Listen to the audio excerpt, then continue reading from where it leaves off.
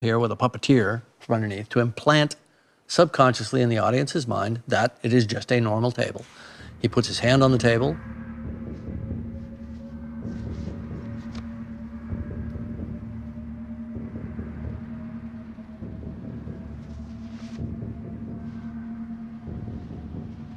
He reveals the wound.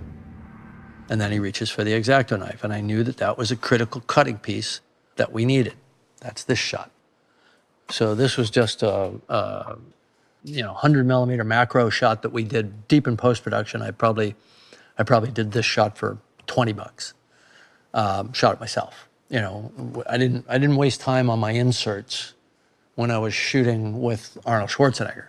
I picked my battles, and I knew that I could pick up all kinds of stuff later, down and dirty, on the cheap, just by renting a camera and a couple of lights. And I think we shot this on my desk at my apartment.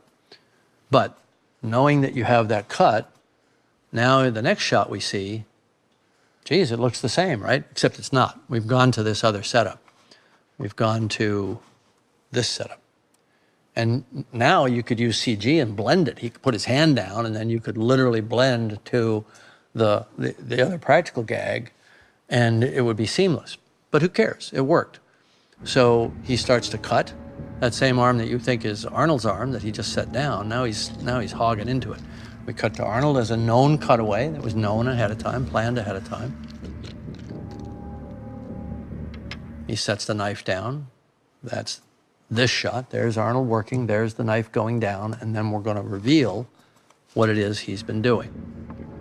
And he reaches in with a pair of forceps, again using inserts to create tension and a sense of detail. And he's opened up his arm, and we see the actuators moving inside the arm, and we actually even punch in on it. But the key to it was to hold in this tilt down, where we're coming off his face, down his arm. We have no reason to think it's not Arnold's arm, and we see it moving, and through the hole we can glimpse the actuator. So how'd they do that? I mean, you got to remember, this is 1984, so I think anybody that studies the sequence can kind of see how it's done now. But the point is that with a little planning, a little ingenuity, working with the right people, and Stan Winston, he was just coming up at the time. He became one of the top world-class prosthetic and makeup effects designers. You figure it out. You figure it out ahead of time, you draw it up, and if it works in a drawing, it's gonna work on film, because film is also about image replacement and image retention. So seeing Arnold put his arm down and then